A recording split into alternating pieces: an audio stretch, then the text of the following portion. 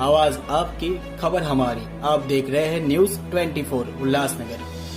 हमारे चुनाव प्रभारी साहब ने, कामले साहब ने बताया, आज कई लोकसभा क्षेत्रों को होने के बाद आज मुझे थाने कल्याण लोकसभा के अंतर्गत आने का अवसर मिला है और मैं कह सकता हूं कि कल द्वितीय चरण का जो 8 सीटों पर मतदान था, मुझे इस बात की खुशी है कि भाजपा के पक्ष में एक पक्षी मतदान हुआ है और हमारे कार्यकर्ताओं की मेहनत, नरेंद्र मोदी जी का एक व्यक्तित्व और जनता जनार्दन का आशीर्वाद, ये महायुति के लिए, एनडीए के लिए एक वरदान साबित हुआ है।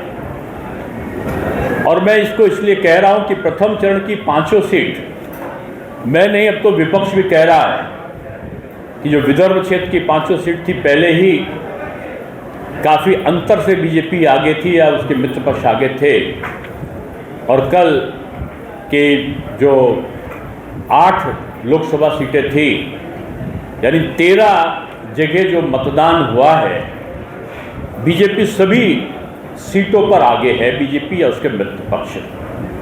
महाराष्ट्र में आज मोदी मैजिक चल रहा है और जो मित्र पक्ष है, बीजेपी एक कैडर बेस्ड पार्टी होने के नाते अपने मित्र पक्ष को बड़ी बेहतरी से साथ में लेकर चल रही है और ये तय है कि बीजेपी बड़ा भाई है और बड़ा भाई अपने छोटे भाइयों को बहुत अच्छी तरीके से उसने गले लगाया है और सभी जगह बेहतर तालमेल से।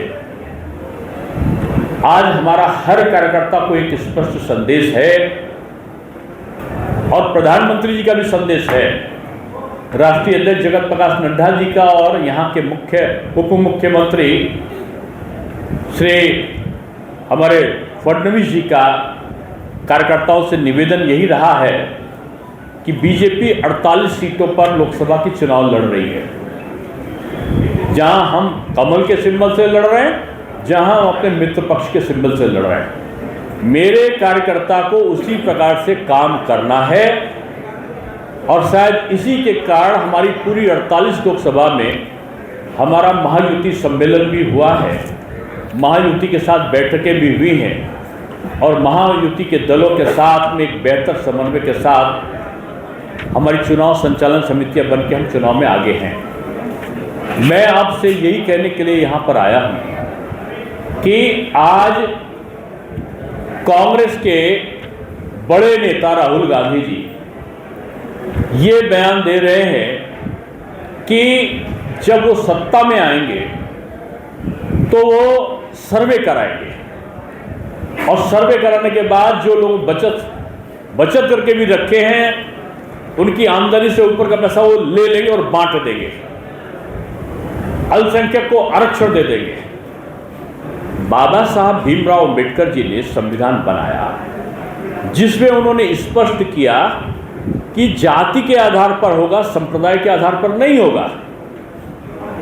जो ओबीसी और एससी का जो आरक्षण है, निश्चित रूप में अगर वो अल्पसंख्यक को आरक्षण देने की बात करेंगे तो ओबीसी और एससी का आरक्षण, आदिवासी का आरक्षण खत्म होगा, कम होगा।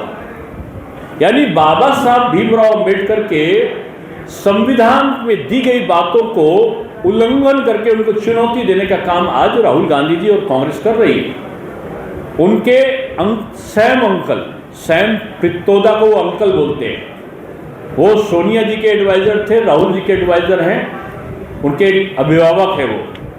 वो कह रहे अमेरिकन मॉडल लागू करेंगे, किस पे? विरासत पे। पिता की संपत्ति बेटे को मिल रही है तो अमेरिका में 55% गवर्नमेंट ले लेती है और 45% उसको मिलता है। राहुल जी कहते हैं कि हम, उनके जो सैम अंकल है, सैम पित्रोदा को अंकल बोलते हैं, तो जो अंकल हैं वो बोल रहे हैं कि अमेरिकन फॉर्मूला लागू करेंगे और जो संपत्ति को उन्होंने कमाया है वो संपत्ति का वो 55% ले लेने, ये प्रावधान करने की उनकी इच्छा है। आप देखो उद्धव जी ने अभी तक का इसका विरोध नहीं किया। क्यों? पवार साहब ने इसका विरोध नहीं किया। क्यों? उद्धव जी से पूछो कि पूज्यवर बाला साहब ठाकरे हम सबके आदर्श हैं, जो मोदी जी को कहते थे कि मोदी पवित्र हैं, ये भारत का भाग्य विधाता बनेगा, ऐसे वाणी बोलते थे और कांग्रेस को कहते थे ये धोखेबाज है। उनके बेटे बाला साहब ठाकरे की बात को ना मान के वो क्या है, विरासत की बात जो सैम अंकल और जो राहुल गांधी कर रहे हैं उसका विरोध नहीं कर रहे हैं। क्यों? क्योंकि उन्होंने अपने पिताजी पूज्य बाला साहब ठाकरे जी की जो संपत्ति है उसको ही उन्होंने बंटवारा, उसका मुकदमा चल रहा उनका, विरासत नहीं दी। जब आपने अपनी विरासत नहीं दी तो इस महाराष्ट्र की जनता का, भारत की जनता की विरासत कैसे छीन सकते हो? जब आप अपनी विरासत को पाने के लिए आप मुकदमा लड़ रहे हो तो इस जनता की विरासत को छीनने का अधिकार राहुल गांधी कैसे पाएंगे? मेरा यही कहना है, ये कांग्रेस कर्नाटका में संविधान का उल्लंघन करके 4% अल्पसंख्यक को आरक्षण दे रही। अभी वहाँ 500 मेडिकल की सीटें थी, उसमें 150 सीटें बगैर आरक्षण के उनको आरक्षण के नाम पर उनको दे दी गई 150 सीटें। अल्पसंख्यक का कल्याण हो, ये बीजेपी की नीति रही है। हमने उनको राशन दिया, उनको मुफ्त शिक्षा दे रहे हैं, उनको फ्री का राशन के साथ साथ 5 लाख का कवर भी बराबर से दे रहे हैं। हिंदू और मुसलमान में हम अंतर नहीं करते, सबका साथ सबका विकास, सबके लिए प्रयास। लेकिन कांग्रेस हिंदू को नीचे करो और उनको ऊपर करो की जो नीति लाई वो बर्दाश्त से बाहर है। हम सबको, अगर मुस्लिम गरीब है हम उसका उत्थान करेंगे, ये बीजेपी की नीति है। हम उसको राशन भी देंगे, पढ़ाई भी देंगे, हम उसको आयुष्मान कार्ड का 5 लाख का कवच भी देंगे, लेकिन हम एससी का, ओबीसी का आरक्षण छीनकर उनको नहीं देने जा रहे हैं। ये हमारी नीति है और हम बीजेपी के रहते हुए, मोदी जी के रहते हुए ये संभव नहीं होगा। ये संविधान का विरोध, बदलने का षड्यंत्र करने वाली कांग्रेस है, ये संविधान बदलना चाहती है और उसका सहयोग उद्धव जी और शरद पवार जी दे रहे हैं। इसलिए ये तीनों महाअघाड़ी बाबा साहब के संविधान को बदलना चाहती है, इसलिए वो षड्यंत्र कर रही है। और मैं इसीलिए वो जो 13 सीटें थी, 13 की 13 सीटें महाअघाड़ी हार रही है और बीजेपी 13 की 13 सीटें जीत रही है। मैं फिर से कहूंगा 7 मई को है ना तृतीय चरण, 7 मई को जो तृतीय चरण है, मैं समझता हूं कि हमारी बीजेपी और उसके मित्र पक्ष एब्सोल्यूट महाराष्ट्र में सभी जीतों की जीत की ओर, एक सबसे बड़ी जीत की ओर आगे बढ़ेंगे। और आज मैं कल्याण आया हूं और कल मैं ठाणे रहूंगा और लगभग 28 सीटों पर मेरा प्रवास हुआ है और मुझे देखकर ये अच्छा लगा है कि पूरे महाराष्ट्र ये भाजपा में, मोदी में, या यूँ कहें एनडीए में हो गया है और एनडीए बड़ी मजबूती के साथ में अपना चुनाव लड़ रहा है।